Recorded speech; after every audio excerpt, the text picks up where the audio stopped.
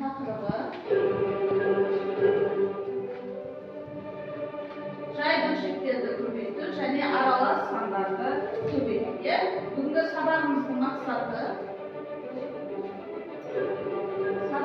мақсаты жай бөлшектерді және аралас сандарды көбейтуді орындау.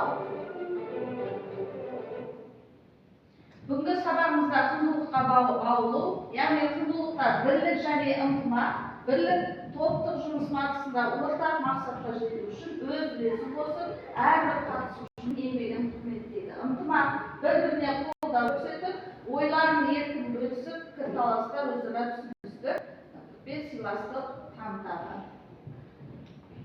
Бүгінгі сабағымыз балалар біздің білесіздер, осылай бізде қандай тоқсайы бірлік және ынтымақ екен.